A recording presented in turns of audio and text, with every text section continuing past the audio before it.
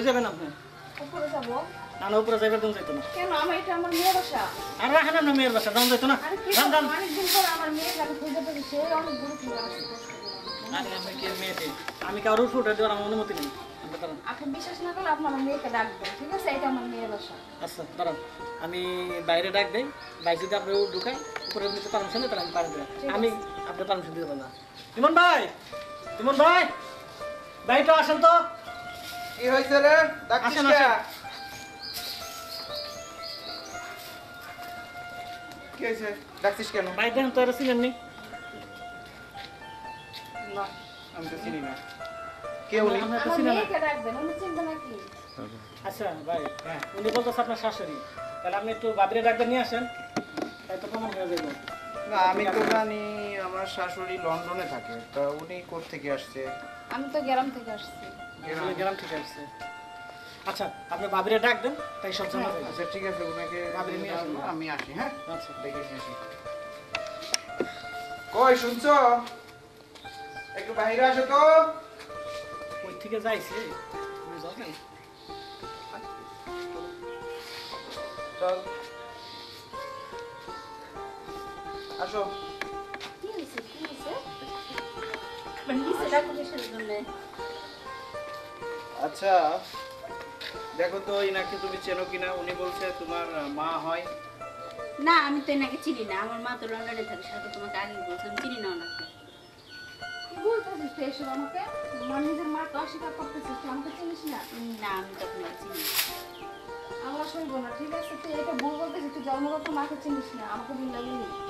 বড় লোক ছেলের সাথে বিয়ে করে। কি তোমার মাকে চেনো না? হ্যাঁ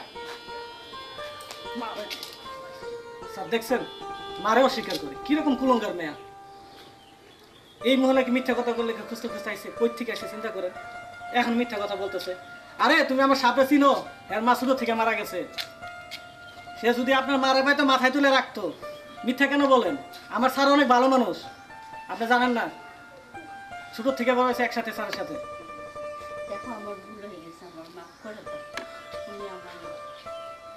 তুমি আমার সাথে মিথ্যে কথা কেন বললা? এখন মিথ্যা কথা বলছে। আমরা ছোট থেকে অনেক কষ্ট করে বড় হয়েছি। আমরা গরিব মানুষ, শুধু একটা আমার মা আছে, আর কেউ নাই। তো ঢাকা শহরে তো আসছিলাম চাকরির জন্য। তারপরে তো তুমি জানোই চাকরি বাকরি হয় না, অনেক সমস্যার মধ্যে ছিলাম। পরে তো তোমায় ভালোবাসা বিয়ে করছি। এখন বলি সত্যি কথা, তুমি যদি বিয়ে না করো, ওই জন্য মিথ্যা কথা বলছি। শোনো, তুমি যদি সত্যি কথা আমাকে বলতা, আমি তোমার মাকে আমার বাসায় নিয়ে আসতাম। কারণ আমার মা নেই।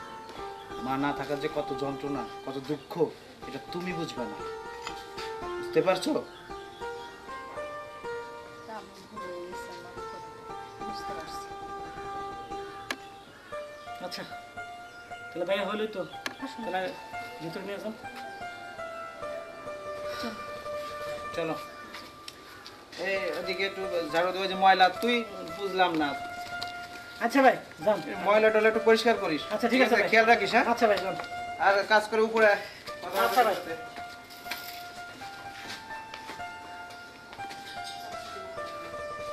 দেখছেন জামানটা কত খারাপ হয়ে গেছে।